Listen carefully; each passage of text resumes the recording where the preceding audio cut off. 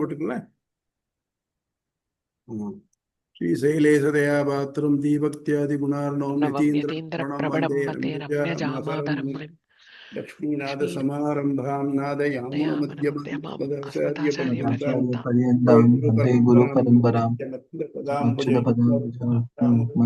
இதராணி கருணாயமேனே அஸ்மத் குரோர் பகவதோஸ்ய தாயக சிந்தோ ராமானுஜஸ்ய சரணம் பிரபத்யே மாதா பிதா யுவதயஸ்தனயா விபூதிः சர்வம் யதேவ நியமேன மதன்மயானாம் ஆத்யஸ்ய நகுலபதே குலாபிராமம் ஸ்ரீமத்ததங்கிரியுகலம் நமாமி மூர்தனா பூதம் சரஸ்ச மகதபட்டநாத ஸ்ரீ பக்திசார குலசேகர யோகிவாக பக்தாங்கிரி ரேணு பரகால யதீந்திர மிஸ்ரம் ஸ்ரீமத் பராங்கு சன்னிம் பிரணதோஸ்மி நித்யம் அகில புவன ஜன்மஸ்தேம பங்காதிரீரே என்னது விவித பூத புராதர்ஷைக தீக்ஷே சுதி சிரசி விதீப்தே பிரம்மணி ஸ்ரீனிவாசே பவது மம பரஸ்மின் சேமுஷி பக்தி ரூபா பாராச்சர்ய வசஸ்தாம் உபனிஷத் துக்தாப்தி மத்யோத்ருதாம் संसाराग्नि विदीवन व्यपगत प्राणात्म संजीवनी पूर्वाचार्य सुरक्षितां बहुमति व्यागाद दूरस्थितां आनीतां निजाक्षरै सुमनसः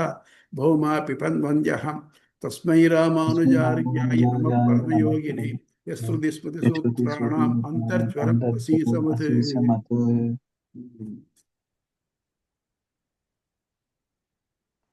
இது மட்டும் நம்ம இந்த ஆத்மாவுக்கு ஏற்படக்கூடியதெல்லாம் பார்த்தோம். முதல்ல 4 நிலை.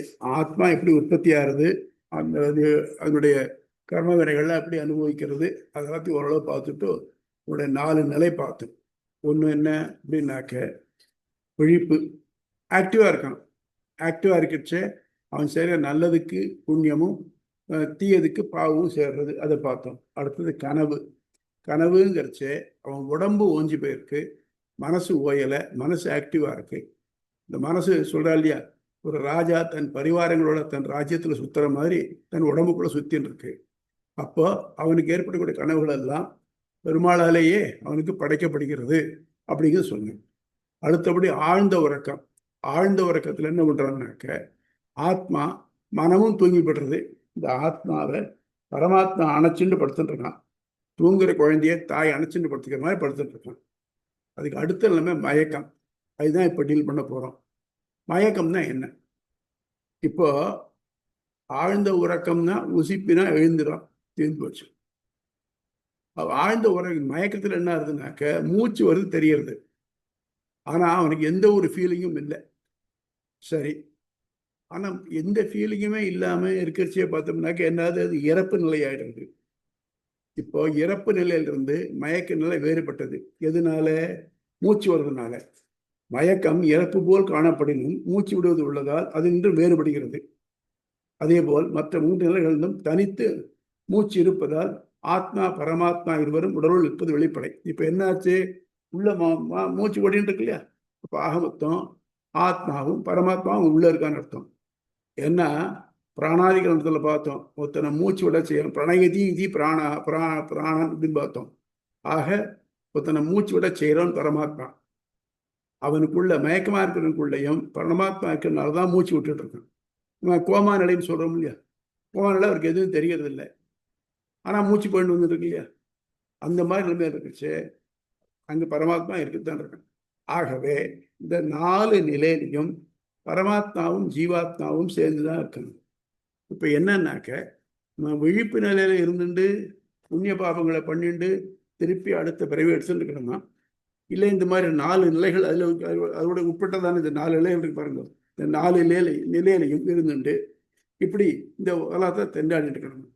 இப்போ எதுக்காக சொன்னான்னு இருக்க, உன்னுடைய நிலைகள் இந்த மாதிரி தான் இருக்கு பார்த்து. அப்போ என்ன ஆகணும், எனக்கு இந்த உலகத்தில் இருக்கக்கூடிய இது இருக்கணுங்கிற எண்ணமானது மாறுபடணும், வைராக்கியம் வரணும். அதான் முதல் பாதத்தில் முன்னால் பார்த்தோம். அதனுடைய கண்டினியூவேஷனா நீங்க இருந்திருந்தேன்னாக்கி இந்த மாதிரிலாம் நீ நடத்தப்படுற, அப்போ என்ன பண்ண, நீ இது நின்று வேறுபட்டு இருக்கணும். அப்போ ஒரு முக்கியமான பாயிண்ட், சும்மா இருக்கவர்களாய் சுத்த நெற்குணமான பரதெய்வமே பரஞ்சோதியே அப்படின்னு வடலூர் சொன்னார் இல்லையா. நம்ம யாராலையாவது மனசுல எதையும் நினைக்காம இருக்க ஏதாவது ஒரு ஃப்ராக்ஷன் ஆஃப் செகண்ட் முடியுமா? நேனோ செகண்ட் முடியுமா? மனசானது எப்போ தூங்கி எழுந்தமா ஆக்டிவ் ஆகிட்டோ அப்போ வந்து எத்தையாவது நினைச்சுட்டு தான் இருக்குமே தவிர்த்து இந்த சும்மாவே இருக்காது. அப்போ இந்த மனம் வந்து எதையா நினைச்சுட்டே இருக்கிறதுனால என்ன ஆகுது? நம்ம ஒன்றும் மனசுனாலேயோ செயல்னாலேயோ தப்போ ரைட்டோ பண்ணிட்டு இருக்க முடியாது. இந்த மாதிரி வருது இல்லையா இந்த நிலை தாண்டி இருக்க. இப்போ அப்படி மனசு நினைக்காம இருக்கணும்னாக்க இந்த முக்த மயக்க நிலைக்கு போகணும். மயக்க நிலை நீ ஒன்றும் பண்ண முடியாது. அதாவது நான் கான்சியஸாக இருக்கணும், ஆனால் மனம் ஒன்றும் நினைக்கப்படாது. It is practically impossible. அதனால இந்த இடத்துலலாம் இந்த உடம்புல இருக்கச்சே வருது. இப்போ அது இல்லாமல் நான் வந்து கான்சியஸாக இருக்கணும், ஆனால் எனக்கு வந்து இந்த மாதிரி நினைவுகள்லாம் வராமல் இருக்கணும். நினைவுகள்லாம் ஒரு இடத்துல பர்டிகுலர் ஃபோக்கஸ் பண்ணியிருக்கு. நினைவுல இல்லாமல் இருக்கிறது முடியாத காரியம். ஏன்னா முக்தனுக்கும் கூட நினைவு எங்கேயோ இருக்கும், எங்கேயோ மனசு ஈடுபட்டிருக்கும்னு சொல்லுவோம். அப்படி இருக்கிற காலத்துல அப்ப இந்த நினைவை வந்து அவன் மேல ஃபோக்கஸ் பண்ணு. அதைத்தான் ராமானுசனாக்க ஆமது காமம் அது கண்ணனுக்கே என்று உரைத்தார் வாமனன் சீலன் ராமானுசன். ராமானம்னா ஆசம் தான். நீ ஆசைப்பட்டுட்டே இருப்ப, மனசு இல்லையா பத்தின்டான் இருக்கணும். அப்படி இருக்கச்சு என்ன பண்றேன்னாக்க நீ வந்து மற்றதெல்லாம் நினைக்காத, அது கண்ணன் மேலே காதல் நீ. அப்போ என்னாச்சு? இப்ப கண்ணன் ஒரு உயர்ந்த பொருள், அதை நம்ம ஹோல் ஹார்ட்ல லவ் பண்றோம் சொன்னோம்னாக்க தாழ்ந்த பொருள் நமக்கு எண்ணம் வருமா? அட்லீஸ்ட் தட் அவாய்ட்ஸ் நம்ம தீய கர்மாக்களை செய்யாமல் விடுறது முதல்ல, ஃபர்ஸ்ட் ஆஃப் ஆல். அது மட்டும் இல்லாம கண்ணனோட உசந்த பொருள் எதுவும் இல்லை, அது மேல நம்ம ஆசையை வச்சுட்டோம்னாக்க இந்த தாழ்ந்த பொருள் நமக்கு ஆசை வருமா? வராதே. எய்தர் கேஸ் நம்ம வந்து நம்ம அட்டென்ஷனை பூரா பரமாத்மா மேல ஃபோக்கஸ் பண்ணினோம்னாக்க நமக்கு தீயது நினைக்க வழி இல்லை. சரி சார், இப்போ என்ன சொன்னீங்க? ஏதாவது வைக்கணும்னாக்க இப்போ பரமாத்மா மேல ஃபோக்கஸ் பண்ணுங்கிறீங்களா? அப்போ நமக்கு இல்லாத என்பது பரமாத்மாவுக்கு இருக்கு. அப்படிங்கிறது அடுத்த அதிகாரம் தீர்க்கல் பண்ணப்போம். இப்போ இந்த அதிகாரத்தை படிச்சு இதுலதான் சந்தேகம் உண்டாது மட்டும் வெற்றி. இல்ல சுவாமி. உமா, ஜபீலா, இதே சந்தேகம் உண்டா? இல்ல சுவாமி. பிரியம்பதா, உங்களுக்கு தெளிவா இருக்கு சுவாமி. ரைட், சரி. போலாமா? புக்குக்கு போலாம். பேஜ் 257. முக்தாதிகரணம். முக்த நிலைனாக்க அறியாத நிலை, எதையும் அறியாத நிலை. குழந்தை கூட முக்தன்னு பேர் உண்டு. குழந்தை விலங்கன்று பயம் அறியாதுங்கிற அந்த மாதிரி முக்தம், முக்த நிலை. இக்களத்தின் பெயரும் தொடர்பும். ஆழ்ந்த உறக்கத்தின் நிலை ஆழ்ந்த பின் மயக்க நிலை ஆராயப்படுவதால் இக்களம் முக்தாதிகரணம், மயக்க நிலை களம் எனப்படுகிறது. இக்களத்தில் ஆராயப்படுவது மயக்க நிலை உறக்கத்தினின்றும் மாறுபட்ட நிலையா இல்லையா என்று ஆராயப்படுகிறது. என்ன டிஃபரன்ஸு உறக்கத்துக்கும் மயக்கத்துக்கும்? சொல்லுங்களேன், யாராவது சொல்லுங்களேன்.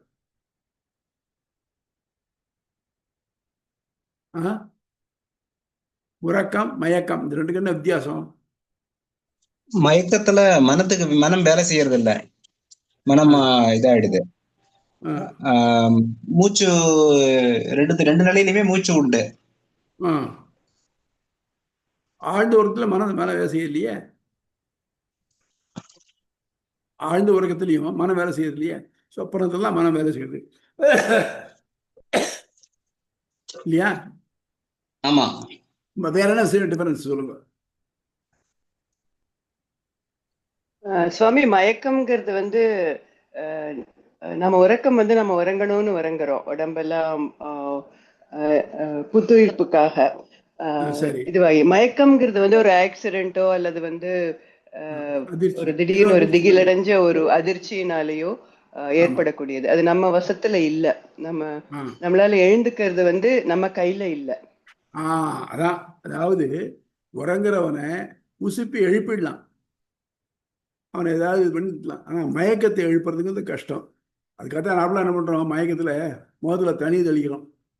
அப்போ என்ன ஆகுது? உடம்பு ஃபீல் பண்றது, முகம் குளிர்ச்சியான உடனே ஒரு டிஃப்ரென்ஸ் ஆஃப் இது ஃபீலிங் வந்து உடனே எழுந்திருக்க ஆரம்பிக்கிறான். ஆக்சுவலாக மயக்கத்தில் வந்து நம்ம உசிப்பு எழுப்புறதுக்கு வந்து முடியாத காரியம். அதனால ரெண்டுக்குள்ள வித்தியாசம் அதுதான். ஆனால் ரெண்டு நிலையிலையும் இது மூச்சு போயிட்டு வந்துட்டு தான் இருக்கு. அந்த மூச்சு இருக்கிறதுனால உள்ள பரமாத்மா இருக்கான், ஆத்மா இருக்கான், பரமாத்மா இருக்கான்னு தெரியும். புரியுதா? அதான் மயக்க நிலை உறக்கத்தின்று மாறுபட்ட நிலையா இல்லையா என்பது ஆராயப்படுகிறது.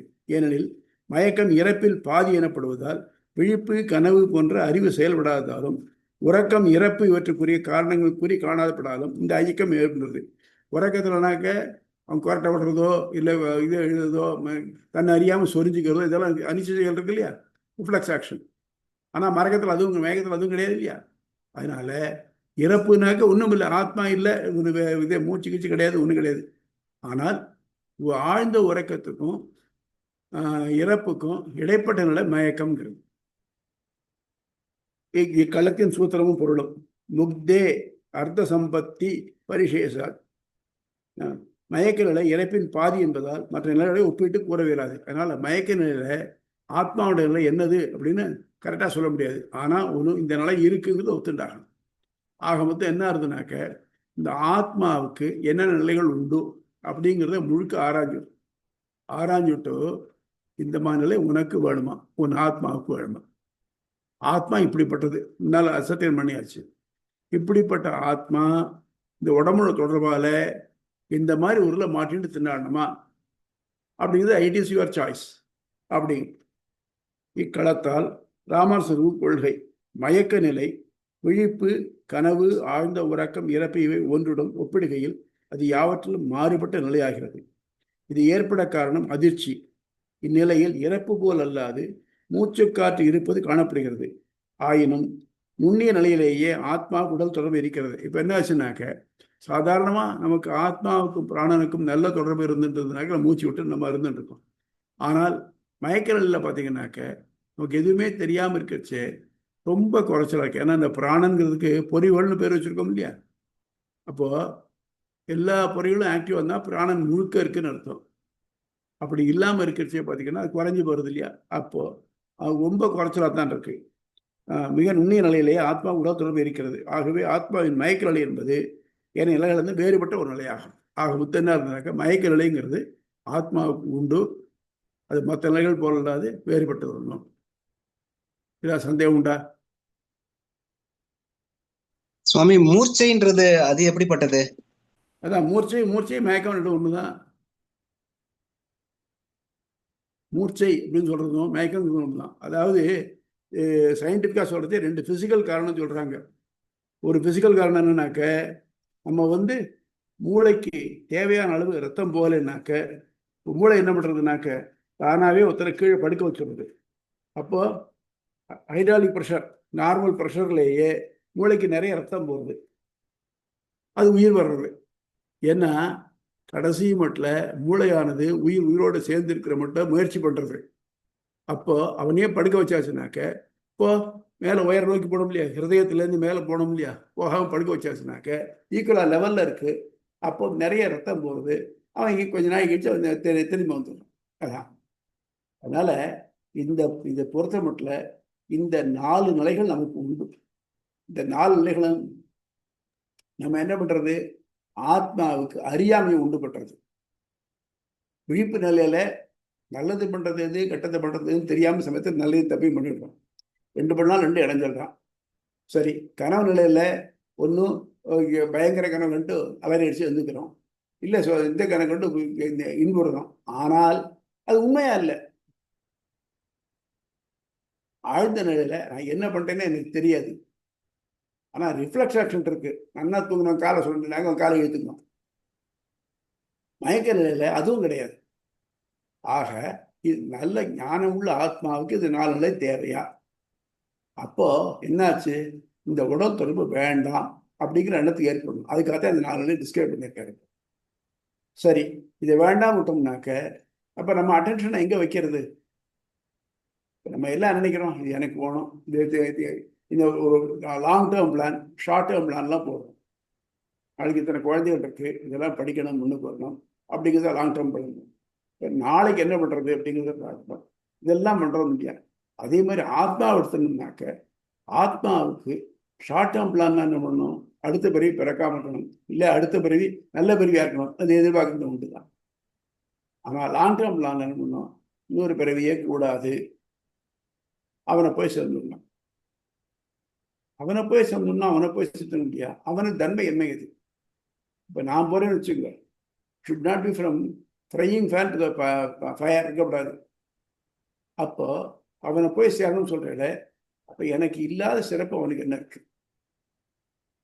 அப்போதான் அவனை அடைய முடியும். ஆக எதெல்லாம் உனக்கு எது உனக்கு எனக்கு இல்லையா, எது எது எது நீ உனக்கு வாண்டிங்கா இருக்கோ அது அவன்கிட்ட இருக்கு. அப்போ என்ன பண்ணணும், உன் அட்டென்ஷன் அவன் மேலே திருப்பி. அப்படிங்கிறது அடுத்த களம். இந்த களத்துல இது உண்டா, சந்தேகம் உண்டா உங்களுக்கு? இந்த கோமா சுவாமி ஸ்டேஜ் சுவாமி ஓகே ஓகே கோமா தான். இல்ல அதே கோமா ஸ்டேஜ் தான், அதான் கேட்கணும்னு நினைச்சேன். அது வந்து மயக்க நிலையோட நம்ம இணைச்சிடுறோமா?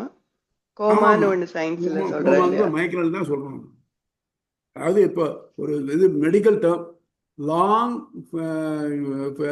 ஃபெயிண்ட்னஸ் இருக்கு இல்லையா, அது கோமாங்கிறோம்.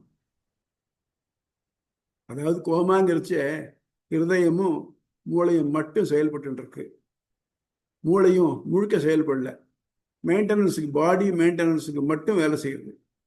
ஒரு பெரிய ஃபேக்ட்ரி இருக்கு, it is producing so many things. ஆனால் அது லே ஆஃப் வந்துனாக்க என்ன பண்ணணும், அந்த ஃபேக்ட்ரியுடைய எல்லாத்தையும் ஒழுங்காக வச்சுக்கணும் இல்லையா, அதுக்காகவே செயல்படணும் இல்லையா, அந்த மட்டும் படுறது. அதே மாதிரி தான் உடம்பு உயிரோடு இருக்கிறதுக்கு என்ன தேவையோ அந்த மட்டும் பண்ணிட்டு மற்ற எல்லாத்தையும் இது பண்ணிடுறது. அப்போ என்ன ஆகும்னாக்க மனசுக்கும் உடம்புக்கும் உள்ள தொடர்பு அற்று போயிடுறது. எப்படி நல்ல தூக்கத்தில் அற்று போகுதோ அது மாதிரி அற்று போயிடுது. உஷோதை கேட்கணும் பார்த்தல, இதுதான் தான் நினைச்சேன். அதாவது இந்த செடேட்டிவ் எல்லாம் போட்டு மயக்க அடிக்க வைக்கிறாங்கல்ல, இதெல்லாம் அந்த இப்போ ஆபரேஷன் பண்றதுக்கு முன்னாடி சுத்தமா எல்லாமே போயிடுறது, செயற்கையா பண்றாங்க, செயற்கையா பண்றது. அப்புறம் ட்ரக் ஏதாவது சாப்பிட்டு கூட தான் அவங்களுக்கு ஒண்ணுமே தெரியல. சோ மனசுக்கும் இதுக்கும் நடுவுல வந்து அந்த இது வந்து அத்து போயிடுறது இல்லையா, நான் மனசுக்கும் எதுக்கும் இன்னொன்னு எந்தோ சொன்னேன், உடம்புக்கு ஒரு ஆத்மாவுக்கும் உடம்புக்கு உள்ள இது அத்து போறது. ஆத்மா வந்து இருக்கு, ஆனா உடம்ப கண்ட்ரோல் பண்ண முடியல. அதுல இன்னொன்னு கூட சொல்லுவாங்க, செடேட்டிவ்னு சொல்றச்சே இது முழுக்க மனசை கட்டுப்படுத்துறது இல்லை. சில பேர் வந்து ஏதாவது செடேட்டிவ் ட்ரக்ஸ் எடுத்துனா தான் அவன் நிறைய உளர ஆரம்பிக்கிறான். அந்த மாதிரி இது வந்து அது ஒரு பாதி நிலை. ஆனால் ஒண்ணுமே இல்லை, இந்த ஃபுல்லா அடிச்சுட்டு படுத்துட்டான்னு வச்சுக்கோ, அப்போ அது நல்லதான் இருக்கு. ஆனாலும் அவனுக்கு கனவுகள் ஏற்படலாம். அப்போ இந்த மயக்கம்ங்கிறதுல இருந்து அதுக்கு தாண்டினது எப்படின்னாக்க எந்த விதமான சலனமும் மனசுல இல்லாம, ஆனால் தான் உயிரோடு இருக்குங்கிற எண்ணமும் இல்லாம அப்படின்றதுதான் மயக்கம். இந்த தூக்கமா இருந்ததுனாக்க ரிஃப்ளெக்ஸ் ஆக்ஷன் இருக்கும், மயக்கத்தில் ரிஃப்ளெக்ஸ் ஆக்ஷன் இருக்கு. ஆத்மா வந்து பேசாம இருக்கும், ஒன்னும் ஆக்டிவா இல்லாம. ஆத்மா இடத்துல இருந்தே தான், அதாவது ஜீவாத்மா பேசாம, ஜீவாத்மாவும் பேசாம இருக்கும், பரமாத்மா பார்த்துட்டு இருக்கும், அவ்வளவுதான். அதுவும் பேசாம. ஆத்மா வந்து அவனுடைய வினை முடிகிற மட்டும் அதை விட்டு போக முடியாது.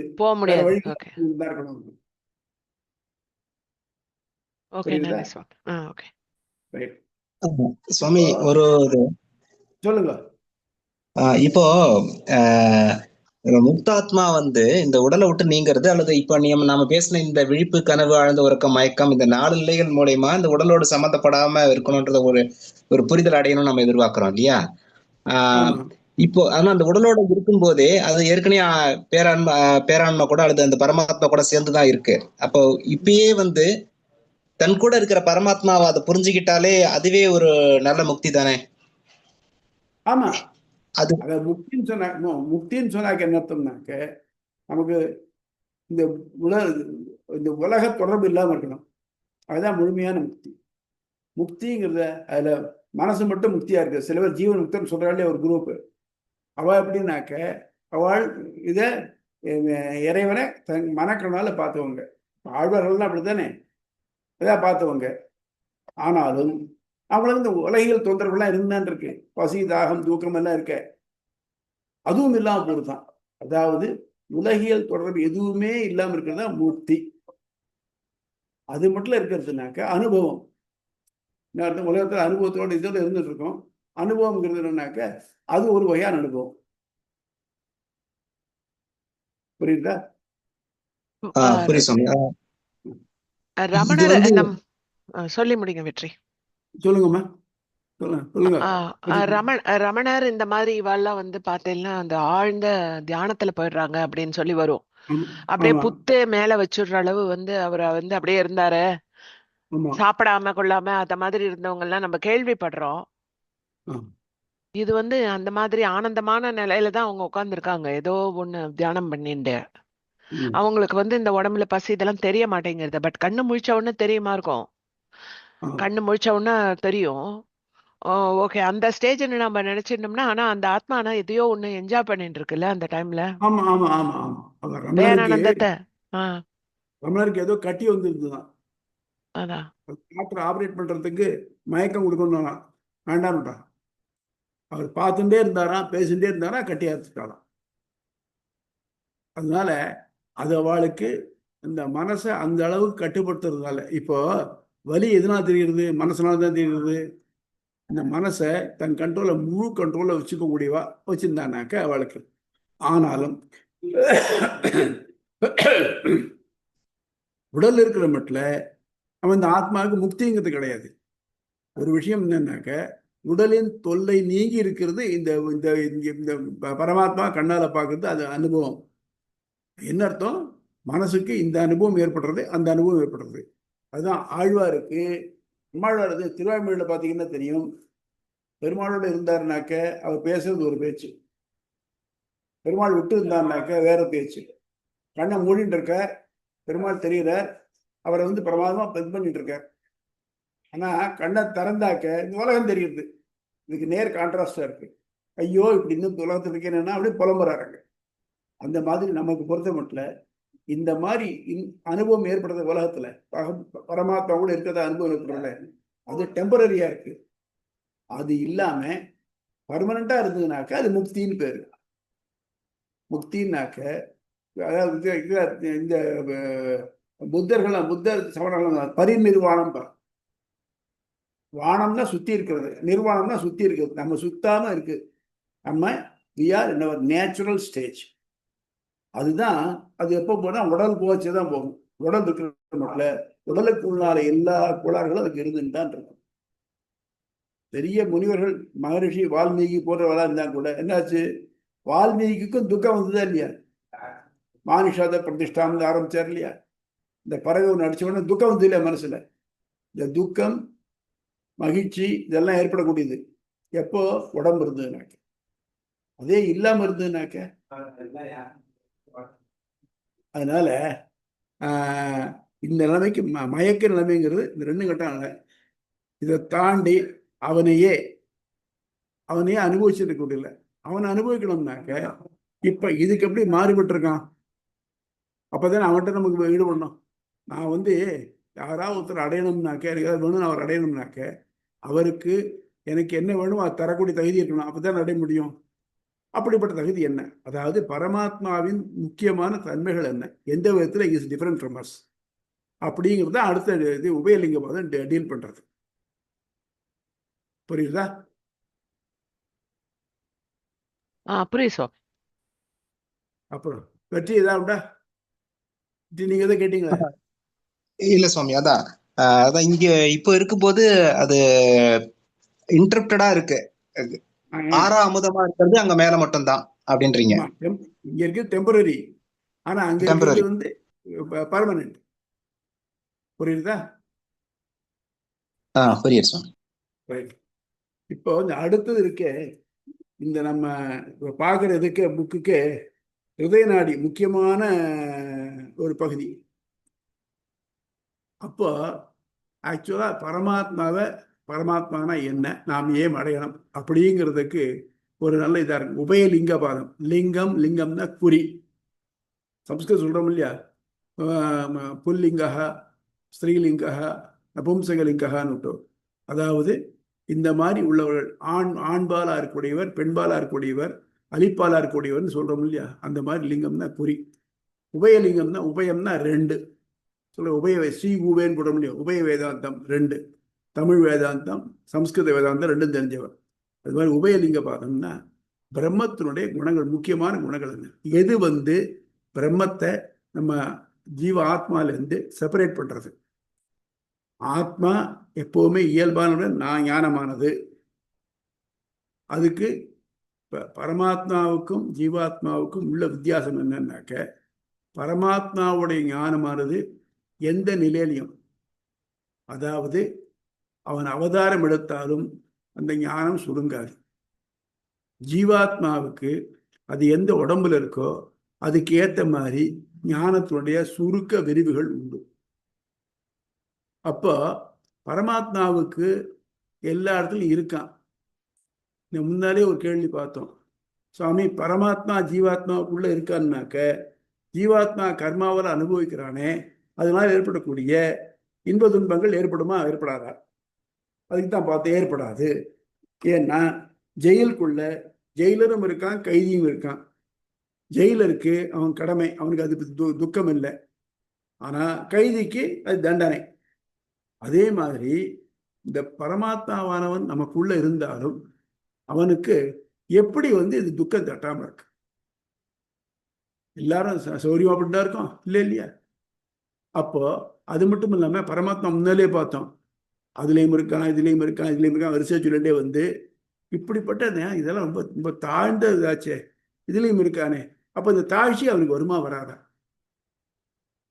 அப்படிங்கிறத பார்த்து எந்த நிலைமையில இருந்தாலும் அவனுக்கு இந்த ஞானமும் ஆனந்தமும் குறையாது. ஃபார் எக்ஸாம்பிள், இப்போ ஒரு நகர சுத்தி தொழிலாளர் இருக்கான்னு வச்சுக்கோ, அவர் சாக்கடையெல்லாம் கிளீன் பண்றாரு. நம்ம என்ன பண்றோம், சாக்கடை கட்டுப்படுத்த மூக்கை பத்திரிக்கிறோம். ஆனா அவருக்கு தொழிலா போறது. அவர் கேட்டீங்கன்னா நாத்தமே தெரியாது அவருக்கு. ஏன்னா இது என் பொழப்பு அப்படிம்பா. அதாவது ஒரே பொருள் ஒருத்தருக்கு இடைஞ்சல் இல்லாமலும் இன்னொருத்தருக்கு இடைஞ்சலுமா இருக்கு. அதே மாதிரி எத்தனையோ பார்க்குறோமே, ஒரு பொருள் ஒருத்தருக்கு விருப்பமாகவும் ஒருத்தருக்கு இதாகவும் இருக்கு, இடைஞ்சலாகவும் இருக்கு. ஒரு ரொம்ப நாளைக்கு முன்னால, ஒரு 60-70 வருஷத்துக்கு முன்னால ஆந்த உடனே வந்த ஒரு விட்டு அப்படின்னாக்க, அப்போ ரயிலில் ஃபேன்லாம் கிடையாது. லேடிஸ் கம்பார்ட்மெண்ட்ல 2 லேடிஸ் சண்டை போட்டுக்கிறான். எதுக்காகனா, ஒத்தி என்ன சொல்றா, இந்த கதவை திறந்து வை, ஒரே வேகிறது, என்ன கதவை திறந்து வை, வேகிறது, இல்லைனாக்க இப்படியே வேர்த்தே நான் செத்துப்படும் போல் இருக்கு அப்படிங்கிறேன். இன்னும் சொல்ல, இல்லை அது மூடு, ஒரே குளிர்றது, நான் குளிர்ல நடுங்கி செத்துப்படுவேங்கிற அப்படிங்கிறேன். இதை பார்த்து அவ போடுற சத்தம் நார்மலாக காடு வேணுங்கிற பக்கத்துலாம் லேடிஸ் கம்பார்ட்மெண்ட். அப்போ இந்த காடு பார்த்தா போடுற சத்தம் பெரிய சத்தமா இருக்குது. என்ன பிரச்சனைன்னு கேட்டான். இப்படின்னு சொன்னோன்னு சொன்னான்னா, முதல்ல கதவை மூடு, ஒத்தி புழுங்கி சாகட்டும், அப்புறம் கதவை தர, ஒத்தி குளிர்ல சாகட்டும், அப்புறம் வண்டி போகலாம் அப்படின்னு. அந்த மாதிரி ஒரே செயலானது நமக்கு 2 பேருக்கும் வெவ்வேறையா இருக்கணும். நம்மளோட தன் பாட்டில் சொல்றார், அண்ணாதார் முருவலிப்ப நல்குற்றார் கரைந்தேங்க எண்ணாரா துயர் விளைக்கும் இவை என்ன உலக இயற்கை. அண்ணாதார்னா அவனுக்கு வேண்டாத ஒருத்தன், யாரோ ஒருத்தன் இறந்து போயிட்டான், அவனுக்கு வேண்டாத ஒருத்தன், அப்பா தொலைஞ்சாப்பா அப்படிங்கிறான், சந்தோஷமா இருக்கு அவனுக்கு. நல்குற்றார் கரைந்தேங்க, அவனுடைய செயல்னால அவன் இறந்து போனதுனால தனக்கு அவன் அது இல்லாதனால இடைஞ்சல் வந்திருக்கு பாருங்க. நல்குற்றார்னு அவனுடைய நல்குறவுன்னு அவனுடைய சோர்வு கிடைக்காம போறது அது இருக்கு. அவன் கரைந்தேங்க, ஐயோ போயிட்டானேங்க. எண்ணாரா துயர் விளைக்கும் இவை என்ன உலக இயற்கை அப்படிங்கிற அந்த மாதிரி நம்ம உலகத்துல ஒரே இதானது, ஒரே நிகழ்ச்சியானது ஒருத்தருக்கு இன்பத்தையும் இன்னொருத்தருக்கு துன்பத்தையும் தர முடியும். அப்படியெல்லாம் இல்லாம எந்த இடத்துல இருந்தாலும், நான் வடதுருவத்துல கொண்டே வச்சாலும் கோபியத்தோட தான் இருப்பேன். இல்ல அப்படியே கொண்டு போய் இதுல வச்சாலும், ஈக்கட்டால வச்சாலும் அப்போ அப்படித்தான் இருப்பேன் அப்படின்னு ஒருத்தரால இருக்க முடியுமா? அவருக்கு இந்த உலகத்தோட அஃபெக்டே கிடையாது. அது மட்டும் இல்லாம இதனால சரி கொஞ்சமாவது மனசுல மாறுபாடு ஏதாவது இருக்கா அப்படின்னா இல்லை, அங்க எப்படிதான் அதே மாதிரிதான் இங்கேயும் இருப்பேன். இந்த மாதிரி இருக்குதான் உபயலிங்க பாதம். அதாவது ரெண்டும் ஞானம் ஆனந்தம் ரெண்டும். அதாவது இது இல்லாது குறைவு உடம்புனாலேயோ மனத்தினாலே குறைவில்லாத இருக்கிற எந்த நிலையில் இருந்தாலும் அப்படிங்கிறது தான் இறைவனுக்கே உள்ள, அதாவது எல்லா நிலையிலும் இறைவனுக்கே உள்ளது. இதுல என்ன பிரச்சனை வருதுனாக்க, முதல்ல இறைவனுக்கு குணங்கள் உண்டா? உண்டுன்னா எப்படி உண்டு? ஆனா வாக்கியங்கள் வேத வாக்கியங்கள் இல்லைன்னு சொல்ற மாதிரி இருக்கே, அதுக்கு என்ன சொல்ல போறீங்க? இந்த மாதிரி டிஸ்கஷன்லாம் வருது. இறைத்தன்மையை பற்றி சில டிஸ்கஷன் வந்து பெரிய சாப்டர் இது. இறைத்தன்மை பற்றி டிஸ்கஷன்ஸ் நிறைய வருது இல்லை. அதனால ஸோ நம்மிலும் வேறுபட்டவன் இறைவன். எந்த வழியில? புரியுதா? ஜீவாத்மாவின் நிலை இதுவரை விளக்கப்பட்டது. அது உடல் உள்ளத்தால் குறைவுடையது என்பது நன்கு நிரூபிக்கப்பட்டது. தூயரான ஆத்மா இக்குறைகளுக்கு ஆட்பட தேவையா? அப்படியானால் அதனுடன் எப்பொழுதும் முறையும் பரமாத்மாவுக்கு இது ஏற்படாத. என்ன சொன்னா, ஆத்மா தூயன் சொல்லிட்டீங்க சாமி, ரைட்டு. ஆனா நான் ஆத்மா தானே இருந்திருக்கேனே, ஆனா எனக்கு துக்கம் வருதே, எனக்கு மகிழ்ச்சி வருதே, அது எப்படி? சரி போட்டும், நான் தான் ஆத்மா, கர்மாக ஆடுறேன், என் கூடயே இருக்கானே சொல்ல. தகராகாசத்துல இருக்கான்னு சொன்னோம் இல்லையா? தகராகாசனுடைய பரமாத்மாவுக்கு அந்த நிலைமை வருமா? ஏன்? பரமாத்மா ஜீவனுடைய இருப்பினும் அதற்கு தாட்சிகள் ஏற்படாது என்பது முன்பே விளக்கப்பட்டு நான் சொன்னோம் இல்லையா? அதாவது ஒரு ஜெயிலுக்குள்ள ஜெயிலர் இருக்கான், கைதி இருக்கான். ஜெயிலர் தான் பழப்பு, அவன் சந்தோஷமா இருக்கான். ஆனா கைதி தண்டனை அனுபவிச்சுட்டு இருக்கான். அந்த மாதிரி இந்த விளக்கப்பட்டது. அது எவ்வாறு அதற்கு சாத்தியமாகிறது? எப்படி முடிகிறது? ரெண்டு பேர் ஒருத்தர் தான். ஏன் இதை அவன் டிஸ்லைக் பண்றான், அவன் லைக் பண்றான் அப்படிங்கிறது என்பதற்கான காரணங்கள் ஆராயப்படுகின்றன. அப்படி பரமாத்மாவிற்கு முடியுமானால் அவனிடந்த ஆத்மாவுக்கு நிலை ஏற்படும். அப்போ என்ன காரணத்தினாலே பரமாத்மாவுக்கு இந்த மாதிரி ஏற்படலை?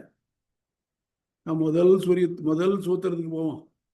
அதாவது பிரம்ம ஜிக்ஞாசானா பிரம்மத்தை அடைந்தது நித்தியமான ஆனந்தத்தை கொடுங்க. அப்படி சரி.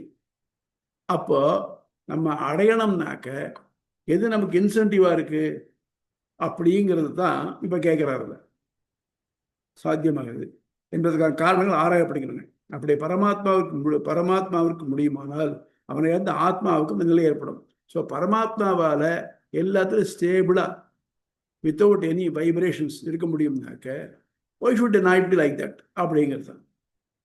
அதனால் நிரந்தரமான சுகத்தை அடைய விரும்பும் அவனை அடைய வேண்டும் என்பதை விளக்க பரமனின் பண்புகள் தலையாயவை இங்கு எடுத்து விளக்கப்பட்டுள்ளது. எது அவனுக்கு இருக்கு, எது நமக்கு இல்லை, அதை அடைஞ்சோம்னா நமக்கு பிரச்சனை இல்லாம போயிடும். நீங்க பைபிள்ல கூட சொல்லுவாங்க என்னன்னாக்க, ஆடம் அண்ட் ஈவ் இருக்கா இல்லையா, நடுவுல அந்த ஃபர்பிடன் ட்ரீ, அவருடைய பழத்தை சாட்டன் என்ன சொன்னாங்க, ஈவ்கிட்ட வந்து இந்த பழத்தை எடுத்து நீ சாப்பிட்டேனாக்க நீயும் கடவுள் மாதிரி ஆயிடுவேன், அதனால அவர் வேண்டான் இருக்கார். அவர் தன்னுடைய சூப்பர்மசி பயன்படாதுங்கிறத சொல்லியிருக்கார். அப்படின்னு உடனே அவளுக்கு அது மேலே ஆசை ஜாஸ்தியாச்சு. ஸோ அவனை இன்டியூஸ் பண்ணி இந்த பழத்தை எடுத்து சாப்பிட்டார். அதுதான் முதல் of the first disobedience by mankind. அதனால அதே மாதிரி ஜீவாத்மா பரமாத்மாவாக ஆகணும், பரமாத்மா போல ஆகணும் அப்படிங்கிறதுக்கு எல்லாத்துக்கும் என்ன காரணம்? ஏன் இது மாதிரி இருந்தால் முடியாதுனாக்க முடியாது. அப்போ என்ன ஆகணும், நீ பரமாத்மா போல ஆனேன்னாக்க உனக்கு இந்த உடல் தொடர்பு ஏற்படாது. எப்போ உடல் தொடர்பு ஏற்படாமல் இருக்கோ அப்போ உனக்கு இன்ப துன்பங்கள் ஏற்படாது. ஆக அவன் எப்படி இருப்பான்? அது நமக்கு ஒரு இன்சென்டிவ் வேண்டாமா? அது எப்படி? நம்ம ஏதோ ஒரு இடத்துக்கு போனோம், இந்த ஒரு வேலைக்கு இப்போ மாற்றி போகிறோம் வச்சுக்கோங்க, ஒரு வேலைக்கு போனோம்னாக்க இந்த வேலை எப்படி விட்டது, இப்போ இருக்கிறதோட அது பெட்டரா, அடுத்த சம்பளம் நிறைய சம்பளம் வருமா, இல்லை ஒர்க் லோட் எப்படி இருக்கும் தெரிஞ்சுக்கிறோம் இல்லையா? அந்த மாதிரி நமக்கு அது என்னவாகும் அப்படிங்கிறத பார்க்கணும். இதா டவுட் உண்டா இது மட்டும்?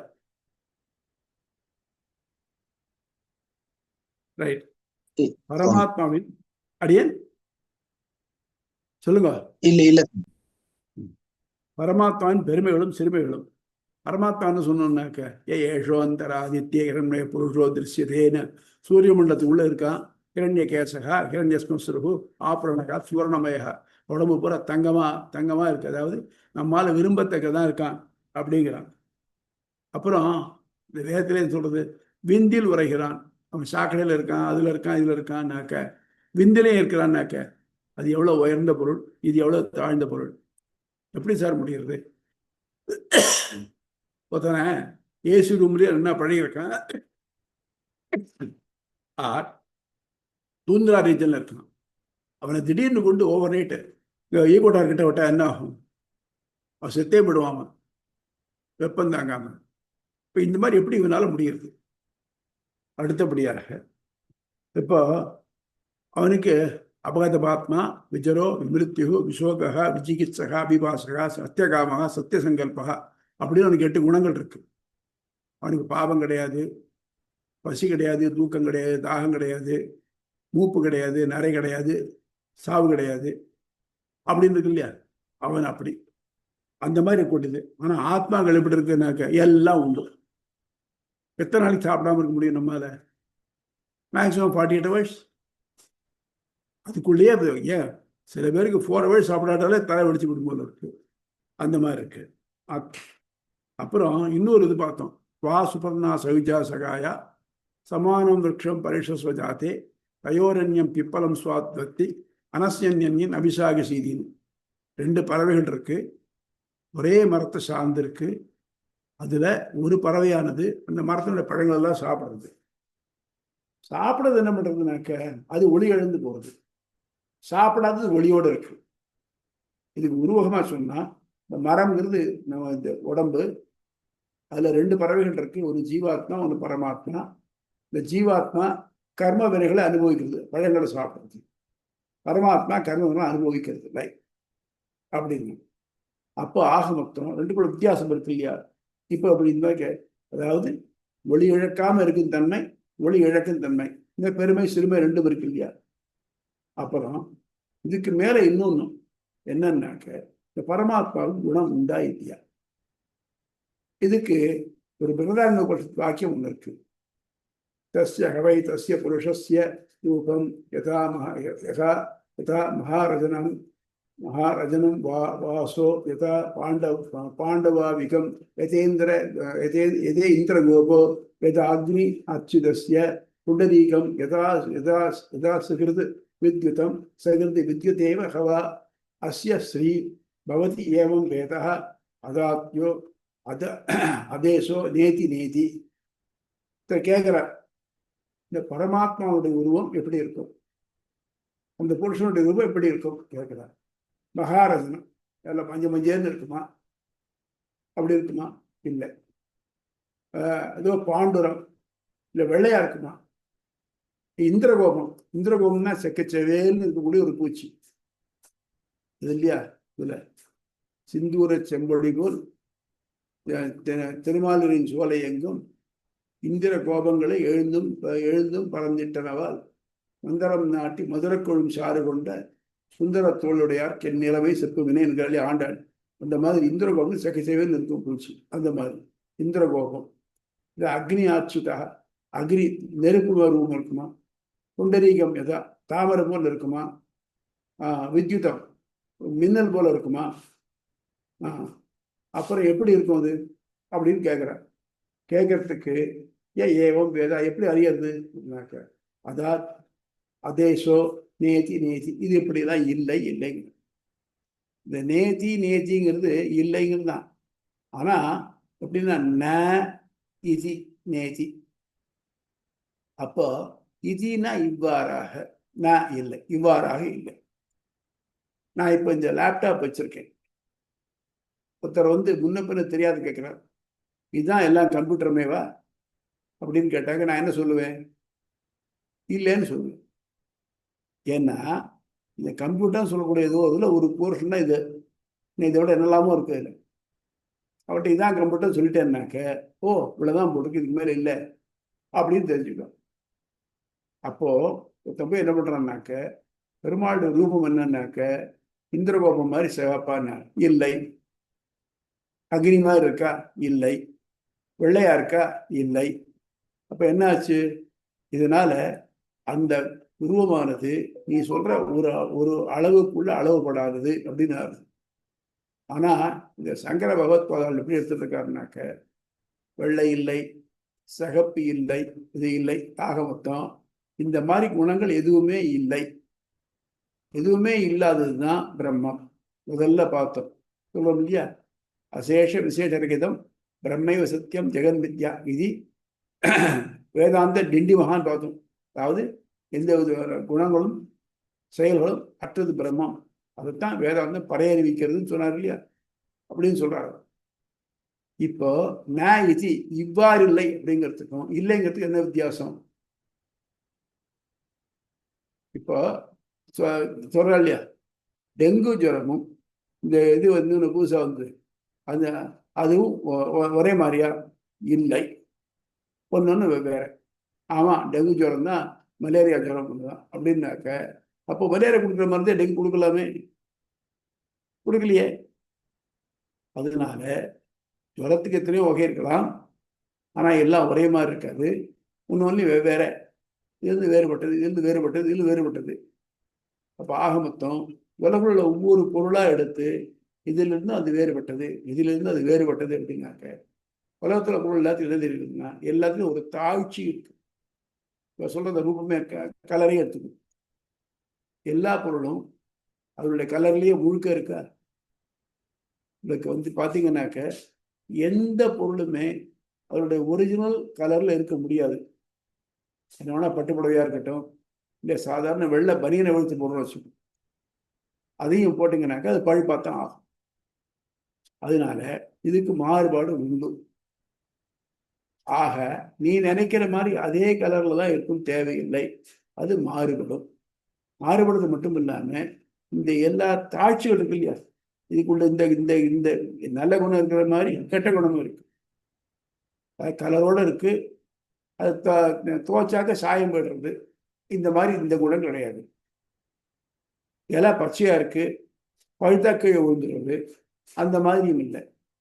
இப்படி ஒன்றுக்கும் பிஞ்சாருது, காயாருது, பழமாறுது, அழுகி போகிறது, இந்த மாறுதல் கிடையாது. ஆக மொத்தம் நீ என்னெல்லாம் உலகத்தில் நினைச்சிட்டு இருக்கியோ அதெல்லாம் அதுக்கு கிடையாது. அதுல இருந்து முழுவதும் வேறுபட்டது. நியாயத்தில இவ்வாறு இல்லை. ஸோ இல்லைங்கிறதுக்கும் இவ்வாறு இல்லைங்கிறதுக்கும் உள்ள வித்தியாசம் இதுதான். இதுவே இல்லைங்கிறதுல இவ்வாறு இல்லை. அவன் ஒன்னொன்னா தெரிஞ்சுக்கிறதுக்காக கேட்கறான், கேட்கறது நம்ம சொல்றோம். எத்தனை பொருள் இருக்கு பாருங்க உலகத்துல, இதுதானா அப்படின்னாக்க இல்லையே அப்படின்னு அர்த்தம். அது தவிர அதை விட்டு வேறுபட்டது. அதைத்தான் இதுல முக்கியமா சொல்றது. இதி நேதி, இவ்வாறு இல்லை, இவைகளில் என்று வேறுபட்டது. ஸ்ரீ சங்கரர் கருத்து, சிறுமையும் பெருமையும் ஒரே பண்டத்தில் சேர்ந்திருக்க இயலாது. ஆகவே அதில் ஒன்றை மட்டும் கொண்டு மற்றதை தள்ள வேண்டும். அவருடைய கண்டிஷன்னாக்க ஏதோ ஒண்ணுதான் இருக்கணும்ப்பா, இன்னும் பண்டம் இருக்கு, அது மாதிரி ஒரு குணம் இருக்கு. இப்போ அதே பண்டத்துக்கு வெவ்வேறு குணங்கள் இருக்குனாக்க அது கான்ட்ரவர்ஷியல். நான் ஒரு சுவாமியை பார்க்குறேன், அவர் சுத்தம் சிடுமூஞ்சியா இருக்கார் அப்படின்னு சொல்றேன். ஆனா எல்லா நேரத்திலையும் எல்லார்கிட்டையும் சிடுமூஞ்சியா இருக்கிறா அப்படிங்கிறத பார்க்கணும். அப்போ மாறக்கூடியது தானே இது. சிடுமூஞ்சியா இருப்பாக்க பிறந்ததுல இருந்து சாகரம் சிடுமூஞ்சியாவே இருந்துருந்தா பரவாயில்லை. இருக்கமா யாராவது அப்படி இல்லை இல்லையா? அதனால அது ஒத்துக்க முடியாது. ஸோ அவர் சிடுமூஞ்சியானா இல்லை இல்லை, கோபம் வரும், கொஞ்சம் முன்கோபி, அவ்வளவுதான், அப்புறம் நல்லவர் அப்படிங்கிறது. அந்த மாதிரி எந்த ஒன்று வேணா எடுத்துருந்தோ எல்லாத்தையும் பார்த்தீங்கன்னாக்க பர்மனண்டா அதேவா இருக்கிறது கிடையாது. சிறுமையும் பெருமையும் ஒரே பண்டத்தில் சேர்ந்திருக்க இயலாது. ஆகவே அதில் ஒன்றை மட்டும் எடுத்துக்கொண்டு மற்றதை தள்ள வேண்டும். ஆகவே பிரம்மம் ஞானமே ஆனது என்பதை கொண்டு அதற்குள்ள குணங்கள் உள்ளன என்பதை தள்ளக. நேதி என்பது இக்குணங்களை மறிக்கிறது. ஆகவே சங்கர் இது வலுவான பாயிண்ட பிடிச்சுட்டார். ஆகவே நேத்தின்னு சொல்றது இல்லையா, ஆக வந்து குணங்களே இல்லைன்னு சொல்றது. ஆக குணங்கள் அற்றது பிரம்மம், குணங்கள் என்ன இருக்கு, ஞானம் மட்டும் உள்ளது பிரம்மம் அப்படிங்கிறது. புரியுதா? இது புரியுதா? ஏன்னா அது முக்கியமா நீங்க மனசுல என்ன வாங்கிட்டு தான் தெரியும். சுவாமி, இவ்வாறு இல்லைங்கிறதுக்கும் இதுவாகவும் இருக்கு இதுக்கு மேலேயும் இருக்குன்னு சொல்றதுக்கும் வித்தியாசம் இருக்கு இல்லையா? ஆமா, இல்லைங்கிறதுக்கு இவ்வாறு இல்லைங்கிறது இல்லைன்னாக்க அப்சல்யூட்டா நீ சொல்றதே இல்லை அப்படிங்கிறது இல்லை. இல்லை இவ்வாறு இல்லைனாக்க நீ சொல்ற மாதிரி இல்லை, அதுக்கு சம்மந்தம் டிஃப்ரெண்ட் திங்ஸ். அது நம்ம பூமாதிகள்னு ஒன்று பார்த்தோம். அதுல வந்து நாரதர் சனத்குமார்கிட்ட கேட்கிறார், எனக்கு ஆத்மாவை பத்தி தெரியலன்னு. நீ என்னெல்லாம் படிச்சிருக்கா பெரிய லிஸ்ட்டை கொடுக்குறாரு. நீ படிச்சாலும் வெறும் சொற்கள் தான், அதுக்கு மேல அது பெருசு, அதுக்கு மேல அது பெருசு, அதுக்கு மேல இது பெருசுன்னு சொல்லிட்டு போய் கடைசியில் ஆத்மா பெருசுன்னு. ஸோ ஆத்மா தெரிஞ்சுக்கணும்னு சொன்னார். அவருக்கு அது சந்தோஷமா இருந்தது. ஆனா அவருடைய இன்குசிட்னஸ் தெரிஞ்சுக்கிண்டு அதுக்கு மேல பெருசு சத்தியம். ஆத்மாவை தெரிஞ்சவன் அதிவாதி ஆகிறான், சத்தியத்தை தெரிஞ்சவன் சத்தியவாதி ஆகிறான். அப்ப நாரதர் என்ன கேட்கிறாங்க, நீங்க ஆசீர்வாதம் பண்ணுங்க, நான் சத்தியவாதி ஆகணும் அப்படிங்கிறார். ஆக மொத்தம் ஒன்னொன்னா தெரிஞ்சு இதுதானா, இது இல்லையா, இதுக்கு மேலேயா, இதுக்கு மேலேயா, அதுக்கு மேலே ஸ்டெப் பை ஸ்டெப் போட்டு அந்த மாதிரி. இப்போ என்ன பண்ணணும்னாக்க, பெருமாள் ரூபம் சிவப்பா, சிவப்பு இல்லை, கருப்பா, கருப்பு இல்லை. இப்போ இதான் இதுலேருந்து இது எல்லாத்தையும் வேறுபட்டது அப்படிங்கிறதுக்காக சொல்கிறேன். ஆமாம் கருப்பு தான் அப்படின்னு விட்டாக்க கருப்பு மட்டும்தான் சிரமம், மற்றதெல்லாம் பரமாத்மா இல்லைன்னு ஆகிடும். உலகத்தில் எல்லா பொருளும் ஏதோ ஒரு வகையில் டிஃப்ரெண்ட்டாக தான் இருக்கு. அப்போ ஒரு பொருளை அக்செப்ட் பண்ணிட்டாக்கா அதுதான் பிரம்மம்னு விட்டுனாக்கா மற்றதெல்லாம் இல்லைன்னு ஆகிடும். அதனால உலகத்துக்கு எல்லா பொருளும், எல்லா நிறங்களும், எல்லா குணங்களும் எல்லாம் பிரம்மந்தான். ஆக மொத்தம் ஒரு குறிப்பிட்டு ஒரு நிறத்தையோ ஒரு குணத்தையோ ஒரு இதையோ சொல்ல முடியாது. ஆக அது எல்லாம் சேர்ந்ததுதான். அப்போ நான் என்ன சொல்றேன், தாமரை தான் பூவா அப்படின்னா மற்றதெல்லாம் பூ இல்லைன்னு ஆயிடுமா? ஆக மனமுள்ளதெல்லாம் பூ அப்படின்னு சொல்ல, அப்படி ஒரு ஜென்ரல் ஸ்டேட்மெண்ட் சொன்னேன்னாக்க, அது சென்ட் பாட்டில் இருக்கிறா, அது பூ ஆயிடுமா? அது ஆகாது. மனம் உள்ளதான் பூ, இல்லை இல்லை இல்லைன்னு தான் சொல்லணும். மனம் உள்ளதெல்லாம் பூ தானே, அப்போ சென்ட் பூ தானே? இல்லை, சென்ட் பூ இல்லை, அது வேற, இது வேற. அந்த மாதிரி ஒன்னொன்னுக்கு நம்ம இல்லைன்னு சொல்றது என்னன்னாக்க, ஒரு போர்ஷன் நம்ம இருக்கிறது சொல்றோம் இல்லையா, மின்னுவதெல்லாம் பொன்னல்ல, வெளுத்ததெல்லாம் பாலல்ல அப்படிங்கிறோம் இல்லையா. அப்போ ஆகும்னாக்க வெளுத்ததுன்னா பாலுக்கு தான் இருக்கிற ஒரே குணம் இல்லை, எத்தனையோ பொருள் வெளுத்ததா இருக்கலாம். அதனால இந்த ஒரு பொருளை மட்டும் வச்சு பால் தான் வெளுத்தது சொல்ல முடியாது. லாஜிக்ல சொல்லுவாங்க. அப்படின்னாக்க ஆட்டுக்கு 4 கால், அப்போ 4 கால் உள்ளதுன்னா ஆடுன்னு சொல்ல முடியுமா? நம்ம வந்து நாற்காலிக்கு 4 இருக்கு, 4 கால் இருக்கு, அப்போ நான் ஆடுன்னு சொல்ல முடியுமா? முடியாது இல்லையா. Converse is not true. முதல்ல சொல்றது ரைட்டு, ஆட்டுக்கு 4 கால் சொல்றது ரைட்டு. ஆனால் 4 கால் உள்ளதெல்லாம் ஆடுன்னு சொல்றது கான்வர்ஸ் இஸ் ராங். அந்த மாதிரி நீ சொல்றச்சு அது சிவப்பு தானா அப்படின்னா இல்லை, அப்படின்னாக்க இல்லாததெல்லாம் சிவப்பா அப்படின்னா கேட்க முடியாது. புரியுதா? புரியுதாமா? புரியுது சுவாமி. ஆனா ஒண்ணு நிர்குணமா இருக்கிறதும் அவன் தானா? நிர்குணம்னா என்னது? குணமுள்ளவன் மட்டும். நிர்குணம்னா இது எல்லாமே இல்லாம, இப்போ வந்து விப்ஜிஆர் சொல்றோம், 7 கலர் இருக்கு, அப்புறம் அது எல்லாம் சேர்ந்து ஒரே கலர்ல இருந்து தான் வந்திருக்கு, ஒரு நிறத்துல இருந்து வந்திருக்கு. ஸோ அது ஒரு வெள்ளை, அது வந்து ஒரு நிறமா, 0 நிறம், ஒரு நிறமே இல்லைன்னு சொல்றோம். அப்போ இதுவாகவும் இருக்கா, நிர்குணமாவும் இருக்கா, சர்க்குணமாவும் இருக்கலாம்னு எடுத்துக்கலாம் இல்லையா? இப்போ நீங்க சொல்லலையே இருக்கு. இப்போ வெள்ளைன்னு சொன்னாக்க அது சிவப்போ பச்சையோ கருப்போ இல்லைன்னு தெரியுது இல்லையா. இது கருப்பு இல்லை, வெள்ளை, சிவப்பு இல்லைன்னு சொல்லிட்டு. ஆனா நம்ம சயின்டிஃபிக்கா பார்த்தோம் என்ன பண்ணோம், இந்த ஒத்த வெள்ளை கலர்ல இருந்தா மொத்த 7 கலர் வருதுன்னு தெரியுது இல்லையா. ஸோ நிறமில்லைன்னு சொன்ன எதை நம்ம நிறம் இல்லைன்னு சொல்றோமோ, சூரியனுடைய ஒளிக்கதிர் நிறமில்லாத ஒளிக்கதிர், அது 7ஆ பிரிகிறதுனாக்க சூரியனுடைய கதிர் நிறம் இல்லை அப்படின்னு நம்ம அடிச்சு சொன்னோம்னாக்க அது ரைட்டா இருக்குமா?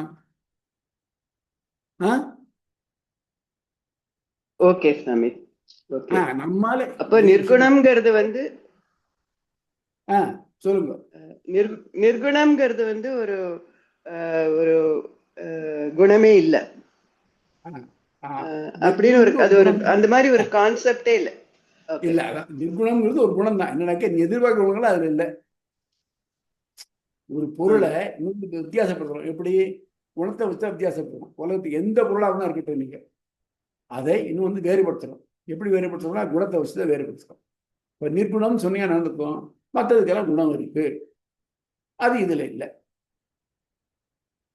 இப்போ அதுக்கு தான் அதுக்கு விளக்கம் கொடுத்துருக்கார் ராமானுஜர். என்னன்னாக்க நிர்குணம், அந்த பொண்ணு எப்படிப்பட்டவள்னா தங்கமான பொண்ணு அப்படின்னாக்க கோல்டுன்னு அர்த்தமா? இல்லை இல்லையா. அவருக்கு தோஷம் இல்லை அப்படின்னாக்க அர்த்தம், இந்த பொண்ணுகிட்ட நல்ல குணங்கள் நிறைஞ்சிருக்கு, தீய குணங்கள் இல்லை அப்படின்னு சொல்லலாம். நிர்குணம் சொன்னாக்க தீ குணங்கள் இல்லை. நிரஞ்சனம்னா அது பாவங்கள் அதில் ஒட்டுவதில்லை. அஞ்சனம்னா ஒட்டுறது, அது பாவங்கள் அது ஒட்டுவதில்லை. ஸோ நிர்குணம் நிரஞ்சனம் சொல்றச்சு இதெல்லாம் அதில் ஒட்டுறதில்லை. இப்போ கோளில் பொறியில் குணமிலவே எண்குணத்தான் தாளை வணங்கா தலை. திருக்குறள் ரொம்ப சிம்பிளா சொல்லிட்டு போயிட்டார். கோளில் பொறியில் குணமிலவே, கோள்னா குறைவுபட்ட குணங்கள், பொறிக்கு ஏற்பட்ட, அதாவது அவயவங்களால உடலால் ஏற்பட்ட குணமிலவே, அந்த குணங்கள் இல்லை. எண்குணத்தான், ஆனா 8 குணம் இருக்கு. அப்ப என்ன அர்த்தம்? இந்த உலகத்துல இருக்கக்கூடிய தீ குணங்கள் அவன்கிட்ட இல்லை, அது நீர்க்குணம். வெண்குணத்தான் தாளை வணங்கா தலை, அப்படிப்பட்டவன் பகவான் சொல்ல. அபகத பாப்மா விஜரோ இது விஷோக சிகிச்சக அபிபாசக 6 குணம் ஆகாது, இதுதான் கிடையாது. சத்தியகாமகா சத்திய சங்கல்பகா, நினைத்ததை முடிப்பவன். சத்திய சங்கல்பகா, அவனால எது அவன் நினைவுகள் ஏதாலும் அவனால் நிறைவேற்றி கொடுக்கக்கூடியவன். அப்படி நல்ல குணம்னு சொல்லு. பாகமத்தம் இந்த குணங்கள் இல்லை, இது இருக்குன்னு சொல்றது இல்லையா? பாகமத்தம் என்ன ஆகுது? குணங்கள் இல்லைன்னு சொன்னாக்க கெட்ட குணங்கள்லாம் இல்லை, குணங்கள் இருக்குன்னு சொன்னாக்க நற்குணங்கள் எல்லாம் இருக்கு. அதைத்தான் ரொம்ப சிம்பிளா எம்பெருமானார் என்ன சொன்னார்னாக்க, அகில ஹேய பிரத்யநீக கல்யாணிக தான. அகில ஹேய பிரத்யநீகன்னா உலகத்தில் இருக்கும். நமக்கு எல்லா பொருள்லையும் ஏதாவது ஒரு குறை இருந்துதான் இருக்கு. ஆனா அவங்கிட்ட இந்த குறையே கிடையாது. உலகத்திற்கு உள்ள தாழ்ச்சியான குணங்கள் எதுவுமற்ற கல்யாணிக தான நற்குணங்களே உடைய. நமக்கு எல்லாம் எந்த பொருள் தான் நல்லது இருக்கும் கெடுதல் இருக்கும். ஏதாவது வெறும் பியூரா நல்லது மட்டும் இருக்கக்கூடிய எதுவுமே கிடையாது. அப்படி இருக்கச்ச இந்த தீ குணங்களெல்லாம் இல்லாம நற்குணங்கள் மட்டுமே உடையவன் அவன். அதான் நெற்குணம் நிரஞ்சனம்னாக்க தீ குணங்கள் சிறிது மற்றவன், பாபங்கள் சிறிது ஒட்டாதவன். நிராகாரம், நிராகாரம்னா உருவம். உருவம் இதை இன்சிஸ்ட் பண்ணி கடவுள்லாம் யாரும் படம் போட்டு காமிச்சிட முடியுமா? விக்கிரகத்தை காமிக்க முடியும், ரங்கநாதன் திருவாங்கமுடையான் அப்படின்னு காமிக்க முடியும். ஆனா இதான் பரம்பொருள்னாக்க இல்லைன்னு தான் சொல்லுவோம். பரம்பொருள் ரெஃபரன்ஸ் ரிலேஷன் தான். நான் சொன்னேன் இல்லையா, இன்ஃபினிட்டின்னு போட்டாக்க அது விளக்க முடியாது. ஆனா விளக்க முடியாது சொல்லணும்னு எப்படியாவது வரிவிடத்தில் எப்படி சொல்லுவீங்க? அந்த எட்டை பழக வச்சு போட்ட மாதிரி இருக்கும். அது மாதிரி பகவானுக்கு குணங்கள் இல்லைன்னு சொன்னாக்க தீ குணம், உலகத்துல காணப்படக்கூடிய தீ குணங்கள் இல்லை.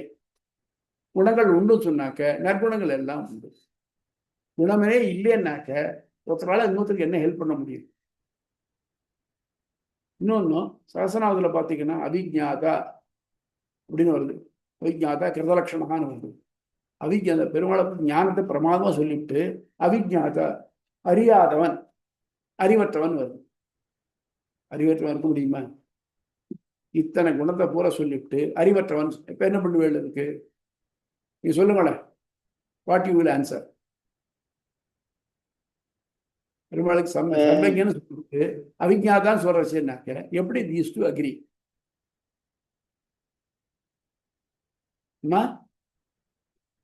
அறிவற்றவன்னா அதாவது அறிவில்லாத தன்மையே இல்லாதவன். அறிவற்றவன் அது தன்மையே இல்லாத, அறிவில்லாத தன்மை, அறிவில்லாத குணமே இல்லாதவன். அப்படி இல்லையா? அவிஜாதான் விஜாதான் அறியறவன், அவிஜாதான் அறியாதவன், அறிவற்றவன் இருக்கு. இல்ல நம்மால அறிய முடியாதவன் வச்சுக்கலாமா? இல்ல, அதுக்குதான் வியாக்கியானம் இருக்காக்க அடியாருடைய குற்றத்தை அறியாதவன். அடியாரோட இப்ப எனக்கு ஒரு பொருள் இருக்கு, இந்த பொருள் நான் வாங்கிட்டேன், நான் நல்லா இருக்கு நினைச்சிட்டு இருக்கேன். ஆனா என்னது சொன்னா இல்ல இதோ இந்த கோளாறு இருக்கேன். அப்ப என்ன இது? எனக்கு அந்த பொருள் அந்த குற்றம் தெரியாம போச்சு எனக்கு. அந்த மாதிரி அடியாருடைய குற்றத்தை காணாதவன், அடியார் குற்றத்தை பாராதவன், அறியாதவன். அது மாதிரி தான் நம்ம ஹெல்ப் பண்ண முடியும். நம்ம யாராவது யாராவனா இருக்கட்டும், பிரம்மா மட்டும் எடுத்துக்கிட்டோம், இல்லை சனகாதிகள் மட்டும் இருக்கட்டும், அவளுக்கு எல்லாருக்கும் குற்றம் இருக்குன்னா பலப்படுத்தணும். அப்போ நமக்கு அவன் முன்னால போய் நிற்கிறச்சே இந்த குற்றங்கள்லாம் நமக்கு சேர்றதா இல்லையா, தெரியுதா இல்லையா? அப்போ இந்த குற்றத்தை அவன் பார்த்து நமக்கு தண்டிக்கணும்னு பார்த்தா கையில ரூல் புக் வச்சு தண்டிக்கணும்னு ஆரம்பிச்சான்னு வச்சுக்கணும். ஒருத்தராவது பரவாயில்ல முடியுமா? முடியாது இல்லையா? அப்பதான் என்ன சொல்றாங்கனாக்க, அப்பா என்னால முடியாது, நான் குற்றம் உள்ளவன் தான், வேற வழி. அதுதான் எல்லாம் நைச்சான்னு சொன்னாலும் சொல்லுவா. என்கிட்ட இல்லாத குற்றமே கிடையாது, எல்லா குற்றமும் என்கிட்ட இருக்கு. ஆனா எனக்கு ஒன்றை விட்டா வேற கதி கிடையாது. நீ தான் என்னை காப்பாற்றி ஆகணும். இதை போக்கிக்கிறதுக்கு எனக்கு தெரியாது. எனக்கு வியாதி வந்திருக்கு, வியாதி இருக்கு தெரியுது எனக்கு. இந்த வியாதி போக்கிக்கிறது எனக்கு தெரியாது. டாக்டர் என்ன பண்ணுறோம் இல்லையா, நீங்கள் தான் எனக்கு பண்ணணும்னு சொல்ல முடியாது. அதே மாதிரி இப்போ பெரிய வியாதி நினைக்க உடம்பு எடுத்துருக்க முடியாது. இதுதான் இந்த உலகத்தில் இருக்க வியாதி தான் வியாதி. அப்போதைக்கு யார் டாக்டர்? அவன் தான் டாக்டர். அவன்கிட்ட போய் ஐயா இந்த வியாதியை போட்டு கொடுக்கணும்னாக்க அவனுக்கு தெரியும் இந்த வியாதி எதனால வந்தது, என்ன மருந்து கொடுக்கணும். ஸோ அவன்கிட்ட போய் அப்படி நம்ம அவன் நம்பி போச்சு நம்முடைய குற்றங்களை காணாதவன். பெருமாளை நம்பி போறோம்னாக்க ஓ இவங்களோட தப்பு நானே, இவனுக்கு தண்டனை கொடுக்கணுமே அப்படிங்கிறது நினைக்க மாட்டான். ஒரே ஒரு விஷயம்னாக்க நம்ம அவனை விட்டு போகாம அவனை நோக்கி போகணும், அவன் நம்ம காப்பாற்றும். அதுக்கு தான் அவிஞ்ஞாதவன். புரியுறதா? புரியுது சார், புரியுது சுவாமி, புரியுது சுவாமி. இது இவர் உணர்வு பூர்வமா அதை அணுகியிருக்கார். நிர்குணம் சரி, இந்த குணமுள்ளவன் குணமில்லதுங்கிறது. இந்த குழந்தை நல்ல குழந்தை, அந்த பொண்ணு அந்த பிள்ளை தான் நல்ல பையன். குற்றமெல்லாம் ஒன்றும் இல்லை. குற்றமெல்லாம் ஒன்றும் இல்லைனாக்கா அவனுக்கு எதுவுமே உடம்புலேயும் குற்றம் இல்லை, மனசுலேயும் குற்றம் இல்லை அப்படின்னு சொல்ல முடியுமா? முடியாது. அதாவது best of knowledge and belief சொல்கிறோம் இல்லையா, அந்த மாதிரி நல்ல பையன் அப்படின்னு சொல்லலாம். அந்த மாதிரி தான். புரியுதா? புரியுது சாமி.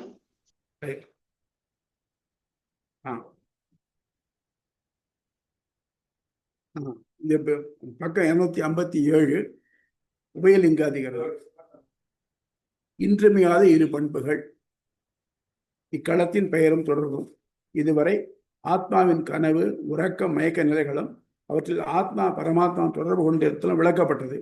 அந்நிலைகளில் ஜீவாத்மாவின் தாட்சியையும் அதன் அறிவுக்குறவையும் பறைசாற்றுகின்றன. அத்துடன் பரமாத்மா தொடர்புடையது என்றால் பரமாத்மாவிற்கும் அந்த அத்தாழ்வுகள் நேரிடுமா என்பதை விளக்க இக்களம் எழுதியுள்ளது. பரமாத்மா குற்றங்களற்றது என்றே வேதங்கள் யாவும் ஒரேபடித்தாக கூறுவதால் துன்புறுத்தல், அதின்று நீங்கி இருத்தல் ஆகியவையின் நிலை எவ்வாறு உள்ளது என்று இங்கே ஆராயப்படுகிறது. பரமாத்மா இதெல்லாம் கிடையாது, அங்கே எப்படி ஆனா ஆத்மா தான், அதுவும் ஆத்மா தான், ஏன் இல்லை இருக்கு அப்படிங்கிறது ஆராயப்படுகிறது. இறுதியாக அமலத்துவம், தாட்சிகள் ஒற்றாதிருத்தல், ஆனந்தத்துவம், நற்குண தொகுப்பு ஆகிய இரண்டும் பிரம்மத்திற்கு இயல்பான அடையாளங்களாக காட்டப்படுகின்றன. அதனால இது உபயலிங்க இன்றியமையா இருபண்பு களம் என்கிற பெறப்படுகிறது. இவற்றில் ஆராயப்படும் வேத வாக்கியங்கள். எவன் நிலத்தில் உரைகின்றானோ, கண்ணில் உரைகின்றானோ, விந்தில் உரைகின்றானோ, ஜீவாத்மா உரைகின்றானோ என்று மிக தாழ்ந்த பண்ணங்களுடன் பிரம்மம் உரைதல் காணப்படுகிறது. இப்போ பரமாத்மா என்ன பண்றான்? நல்ல ஒரு பக்தர் இருக்கார், அவர் மனசுல இருக்கான். தீவிரவாதி இருக்கான், இறக்கமெல்லாம் கொண்டு போடுறான், அவன் மனசுல இருக்கான், எல்லாம் போயிடலையே. அப்போ என்ன ஆச்சுன்னாக்க இவா ரெண்டு பேருடைய பண்பு அதுக்கு தட்டுமானாக்க தட்டாது. அதுதான் சொல்ல வர்றார். மிக தாழ்ந்த பண்ணங்களும் ஒரே காணப்படுகிறது. அதே போல் வினைகளற்றவன், நரையற்றவன், இறப்பற்றவன், துயரற்றவன், பசியற்றவன், தாகமற்றவன், வேண்டுதல் வேண்டாமையிலான், தவறா முனைப்படையோன், இவர்களில் தன்னால் படைக்கப்பட்ட பண்டங்களில் ஆத்மா உள்நுழைஞ்சு. இதுக்கு மேல என்னன்னாக்க இந்த ஆத்மாக்கள் இந்த தாழ்ச்சி எனக்கு தெரிகிறது. ஆனா எல்லாத்தையும் உள்நுழைஞ்சிருக்கானே. அநேகனே ஜீவேன ஆத்மனா அனுப்பிரவிசம் நாம போய் வியாக்கரவாணின்னு பார்த்தோம் இல்லையா முதல்ல, அந்த மாதிரி இருக்கான். இப்பரமாத்மா நிறம் மஞ்சள் மின்னலை போன்றதா? இவ்வாறில்லை என்று நேரடியாகவும் பண்பினால் ஒத்த பறவைகள் இரண்டு அன்புடன் ஒரு மரத்தில் அமர்ந்திருந்தன. ஒன்று அதன் பழத்தை உண்டு ஒளியிழக்க, உண்ணாத மற்றொன்று எட்டு ஒளிர்கிறது என்ற உருவகத்தாலும் காட்டப்படுகிறது. பிரம்மத்திற்கு தாட்சியும் பெருமையும் ஒரு சேர சொல்லப்படுகிறது. இவை இரண்டும் ஒன்றுக்கொன்று முரணானவை. அவை எப்படி ஒரே பண்டத்தை சார்ந்திருக்க இயலும்? இப்போ இதுதான் இதுக்கு டிஸ்கஷன். ரைட். மாற்று கருத்துகள் அத்வைதம் சொல்றது. நேற்றொன்ன இரு பண்புகளும் ஒரே பண்டத்தை சார்ந்திருத்தல் இயலாது. ஆயின் பிரம்மம் உண்மை நிலையானது என்று மறுக்க இயலாதது. நிலம் முதலிய பிரம்மம் தவிர்த்த மற்ற யாவும் பொய்த்தோற்றங்களே ஆதல் வேண்டும். அவை யாவும் பொய்யே ஆதலால் அவற்றின் தாட்சியும் பொய்யே. அதனால் அவற்றுக்கு பிரம்மம் உரைதல் என்பதும் பொய்த்தோற்றங்கள். எப்படின்னாக்க ஒருத்தர் ராஜா வேஷம் போட்டுட்டு இருக்கார். டிராமால ராஜா அதிகாரம் பண்ணிட்டு போய்டுறார், வாஸ்தவம். ஆனா டிராமா முடிஞ்சப்புறம் அவர் சம்பளத்தை பார்த்தான்னு பார்க்க வேண்டியிருக்கு. அவருக்கு அதான பழப்பா இருக்கு. ராஜா மாதிரி தன் இஷ்டத்துக்கு செலவு பண்ண முடியாது, அந்த மாதிரி இருக்கு. அதனால இந்த முன்னால் இந்த ராஜாங்கிற தோற்றம் இருக்கு, அது பொய். அதே மாதிரி இந்த உலகமும் பொய். அதனால் அவற்றுள் பிரம்மம் உரைதல் என்பது பொய் தோற்றமே. அப்போ அதில் பிரம்மம் இருக்குன்னு சொல்றது நிச்சயம் இல்லை. இதுவே இல்லைங்கிற போது அப்புறம் அடிங்கிறதுக்கு ஆம்பியாளை காணுமா? பிள்ளை பேர் சந்தான கோபாலகிருஷ்ணங்கிற மாதிரி அது இல்லையே. ஆக வேத வாக்கியங்கள் பொருளுள்ளவை ஆகும். அதான் வேத சொல்றதான் பொய் சொல்ல முடியாது, உண்மையாக தான் இருக்கும். ஆகவே கற்புலனாகும் பண்டங்கள் பொய்த்தோற்றம் என்பது முன்பே முதல் அத்தியாயம் ஜிக்ஞாசாதிகரணம் மாற்றுக் கொள்கை பேருரை பக்கம் 27 10 விளக்கப்பட்டுள்ளது. இவ்வாறு இல்லை உலக பண்டங்களை எடுத்து கழிப்பதன் நோக்கமும் இதுதான். அந்த மாதிரி என்னன்னாக்க இதனால இல்லைன்னு சொன்னாக்க என்ன இல்லை, நீ சொல்ற அளவுக்கு இல்லை, அதுக்கு மேம்பட்டது ஒன்றும் அப்படின்னு சொல்ல வருது. புரியுறதா? இதுக்கு கீழே இருக்கிறது எல்லாத்தையும் நீங்க ஒரு நடை எனக்காக ஐ ரிக்வெஸ்ட் யூ கொஞ்சம் ஒரு நடை பார்த்துன்னு வாங்க, அப்புறம் டீட்டெயிலாக பார்க்கலாம். ஏன்னா அது பெரிய ஆனால் முக்கியமான ஒரு களம். நல்லா பார்த்துட்டீங்கன்னாக்க உங்கள் சந்தேகங்களையும் குறிச்சுன்னு வந்துருங்க. குறிச்சுனாக்க அப்போ பைதி போய் நம்ம படிக்கச்சே கேட்டுனே வந்துடலாம். புரியுதா? இது மட்டும் சந்தேகம் உண்டா? இது மட்டும் சந்தேகம் உண்டா?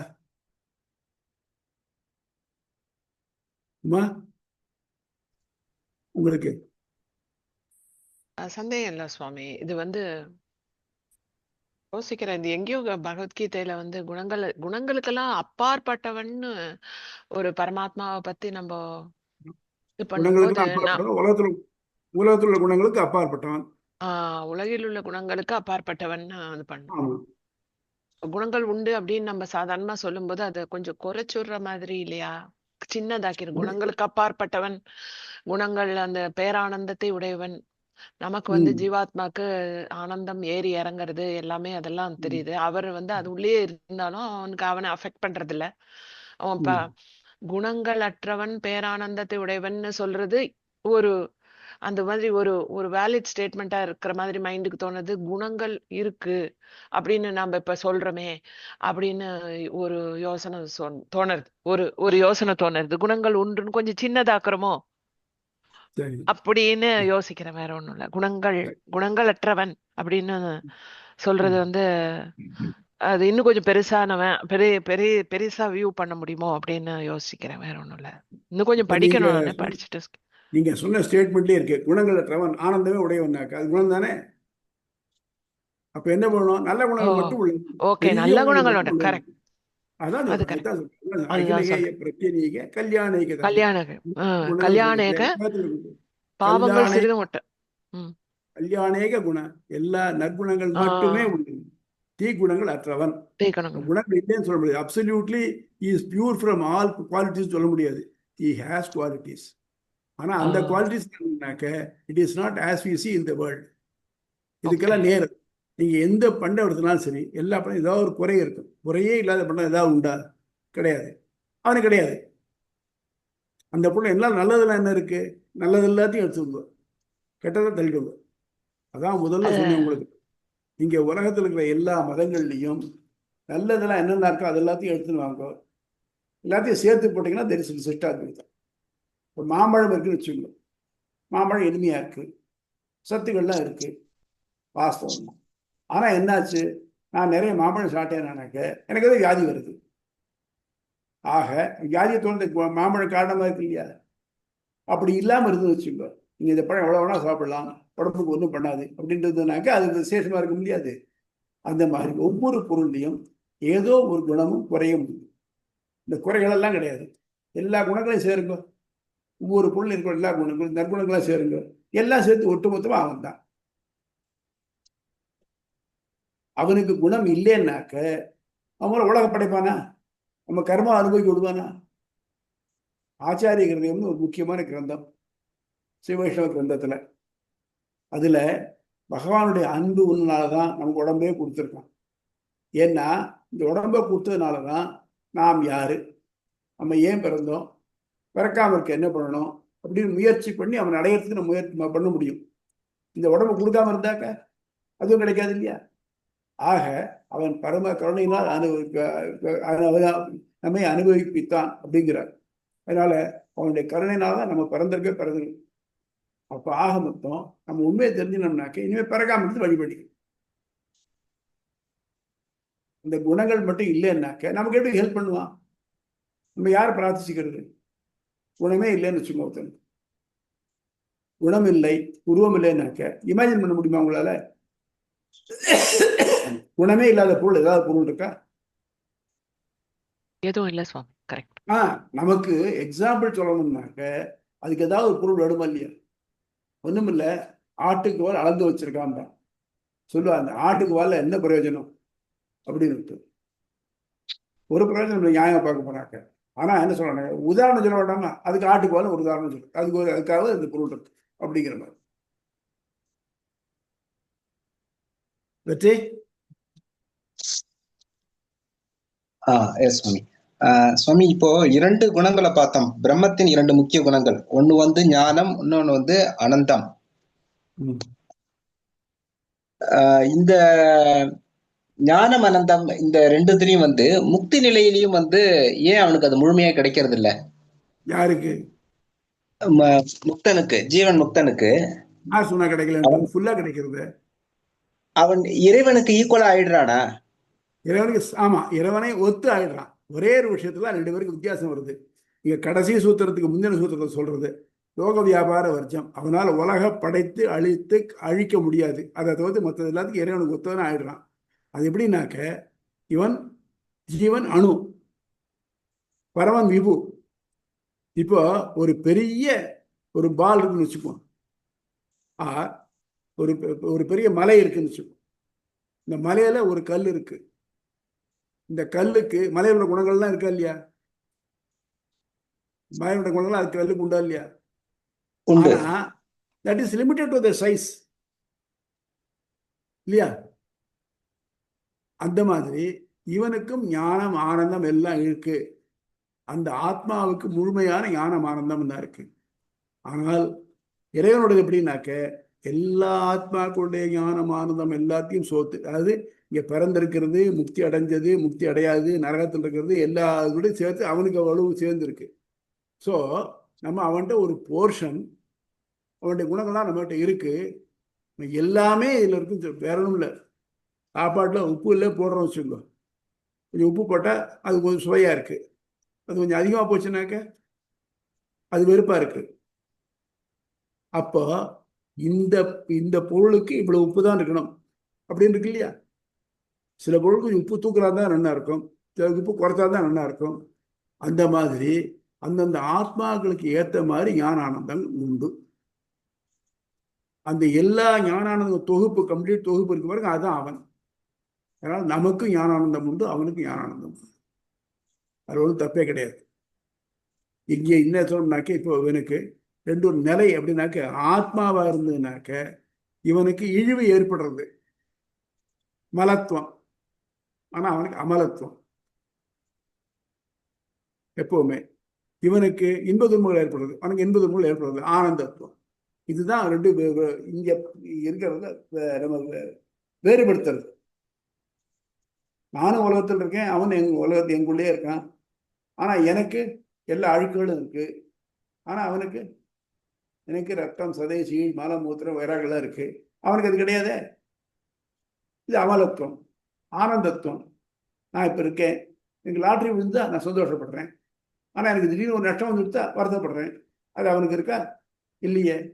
இப்ப இந்த நம்ம கூட இருக்கக்கூடிய ஜீவாத்மா, உடம்புல இருக்கக்கூடிய ஜீவாத்மா பரமாத்மா ரெண்டு வித்தியாசம் என்னன்னாக்க, அவனுக்கு பொறுத்தமட்டில் அமலத்துவம், ஆனந்தத்துவம். ஜீவாத்மாவுக்கு மலத்துவம், துக்கத்துவம் இருக்கு. அதுதான் வித்தியாசம். புரியுதா சுவாமி? புரியுதா?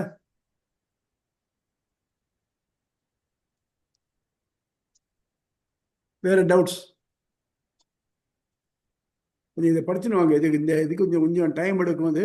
ஆனால் நம்ம நிதானமாக போகலாம். இல்லை, நீங்கள் முன்னால் படித்து உங்கள் சந்தேகங்களை எழுதி வச்சுருந்தீங்கன்னா ரொம்ப சந்தோஷமாக இருக்கும். நல்லா இப்போ நம்ம டீல் பண்ண சௌரியமாக இருக்கும். அங்கங்கே கிளியர் பண்ணிட்டு போயிடும். வேற யாருக்காவது ஏதாவது டவுட் உண்டா? அதாவது குணங்களுக்கு, அதாவது இந்த குணங்கள் சத்வ, ரஜோ, இந்த இந்த குணங்களுக்கு அப்பாற்பட்டவன். அதான் அத வந்து அப்பாற்பட்டவன், அதுவும் ஒரு குணம் தானே அப்படின்னு நம்ம இப்ப சொல்றோம். ஆமா, அதுவும் குணம் தானே. ஏன்னா இது வந்து, ஏன்னா பகவத்கீதையில எல்லாம் பாத்தீங்கன்னா இந்த நிர்குணத்வாத் அப்படிலாம் ஒரு வார்த்தை எல்லாம் வரும். நிறைய இடத்துல உபனிஷத்துல படிக்கிறோமே. இப்போ நிர்குணம் நிரஞ்சனம்னாக்க குணமே இல்லைன்னு சொல்ல முடியாது. அப்புறம் அடுத்தபடி அவனுக்கு அந்த குணங்கள்லாம் இருக்குன்னு சொல்றச்சு என்னாச்சு? அது மட்டும் இல்ல, நிர்குணம் நிரஞ்சனம்னு சொன்ன சங்கரரே சகசநாம பாஷ்யம் பண்ணிருக்கார். சகசநாமத்துல 1000 நாமங்களும் பெருமாள் 1000 குணங்கள் சொல்றதும் எழுதியிருக்கார். அவர் வேற எதுவும் கிடையாது, ஒரே ஒரு ஆத்மா தான் இருக்குன்னு இல்லையா, அதான் பரமாத்மா மட்டும்தான் இருக்கு இல்லையா. அதுவே இன்னால வச்ச முக்தானாம் பரமாகதி, இந்த 4வது திருநாமம் நினைக்கிறேன். முக்தானா முக்தர்களுக்கு இறுதியாக அடையப்படக்கூடிய இலக்கு அப்படின்னு எழுதியிருக்கார். அப்ப என்னாச்சு? முக்தன்னு ஒருத்தர் இருக்கார், அடையப்பட வேண்டிய, அதனால அடையப்பட வேண்டிய ஒருத்தர் இருக்கான்னு தெரியுது. கடைசியில இதே பிரம்மசூத்திர பாஷ்யத்துல சங்கரரே என்ன எழுதியிருக்காருனாக்க, இந்த லிபரேட்டட் சூல் என்ன பண்றதுனாக்க சத்குண பிரம்மத்தை அடையிறது அப்படிதான் முடிச்சிருக்கார். அதுக்கு மேல அது நிர்குண அதை பிரஸ்தாவமே பண்ணலை. நான் ஒரு அத்வைதி கேட்டேன், படிச்சவரை கேட்டேன், சுவாமி நீங்க நிர்குண பிரம்மம் சொல்றீங்கள, இப்போ கிளியராகவே எழுதியிருக்கா சத்குண பிரம்மத்தை போய் அடையிறதுன்னு சொல்லிருக்காரு, அது எப்படின்னாக்க அப்போ அங்கேருந்து காலப்போக்கில் அது நிர்குண பிரம்மத்தை அடையும் அப்படின்னா. அப்படியானாக்க பரமாத்மானா அங்கே காலம் இருக்குமா? காலம் நடையாளாத இடமா பரமாத்மானாக்க இவங்க வேதத்தில் டெஃபினேஷன் படி. அப்புறம் பரமாத்மா ஒரு இடம் இருக்கு, அதுல சத்குண பிரம்மன் ஒண்ணு இருக்கு, அது வந்து நிர்குண பிரம்மன் ஒண்ணு இருக்குன்னாக்க பிரம்மே 2 ஆயிடாதா? அத்வைதம்ங்கிறது எப்படி வரும்? அவளால முடியல. ஆனா என்னன்னாக்க சிலதான் ஆக்சியம்ஸ் எடுத்துட்டாங்க. ஃபார் எக்ஸாம்பிள் வெஸ்டர்ன் ரிலிஜன்ஸ் எடுத்தீங்கன்னாக்க ஆதியிலே தேவன் வானத்தையும் பூமியும் சிருஷ்டித்தார். In the beginning God made heaven and earth. You have to accept there is God. Why should there be a God? அதுக்கு ஆன்சர் கிடையாது. அதை இன்சிஸ்ட் பண்ணி கேட்டோம்னாக்க இட்ஸ் அ பிளாஸ்பமி, மத துரோகம். இந்த தண்டனை கொடுத்துட்டு இருந்தா அதுக்கு. அதுதான் அவங்க நம்ம பொறுத்த மட்டும் ஸ்டேஜ் பை ஸ்டேஜா இது பண்ணிட்டு வேதத்தோட வழிகாட்டல. வேதத்தை ஒத்துக்கலைன்னாக்கா இது ஒதுமே இல்லை, பிரச்சனை இல்லை, நமக்கு வழக்கே கிடையாது. வேதம் நமக்கு வழிகாட்டி கொடுக்கறது. அந்த வேதத்தோட வழிகாட்டல்ல நம்ம வந்து ஸ்டெப் பை ஸ்டெப்பாக போகிறோம். இப்பயே பார்த்துருப்பீங்களே, முதல்ல அச்சேதன பொருள் கொள்ளைக்கு காரணமாக இருக்குமா, சேதன பொருள் காரணமாக இருக்குமா, அப்புறம் இவனுக்கு என்ன குறைகள் எல்லாம் என்ன இருக்குது, அப்புறம் அவனுக்கு என்ன நிறைகள் இருக்குது, இவன் என்ன பண்ணணும், அது மட்டும் பார்த்தோம் இல்லையா, இப்படியே டெவலப் பண்ணிட்டே வருது பாருங்க. அது மாதிரி தான் இந்த மாதிரி எந்த ஒரு மத நூலாவது ஆத்மாவை பற்றி பரமாத்மா பற்றி இது பண்ணிடுறதா, டிஃபைன் பண்ணுறதா? அந்த மாதிரி இது பண்ணணும். நீ every Sunday you should go to church and pray for it, இப்படிதான் சொல்றது. நீ சொர்க்கத்தை அடைய வைங்கிற. நம்ம என்ன பண்றோம்? சொர்க்கத்துக்கு மேம்பட்ட ஒன்று சொல்றோம். சொர்க்கத்தை திரும்பி வரணும். நான் இந்திரன் பிரம்மா மண்டலத்துக்கு சொர்க்கத்தை தான் சொல்லலை, அதுக்கு மேம்பட்ட ஒன்று சொல்லணும். அப்போ அந்த லெவலுக்கு போகலை. இதோட நிற்கும்.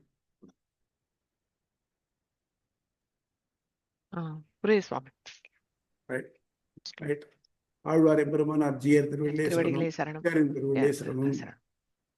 தஸ்மை ராமானுஜாரியாய் நம பரமயோகினே ஸ்ருதி ஸ்மிருதி சூத்ராணாம் அந்தர்ஜ்வரம் அசீசம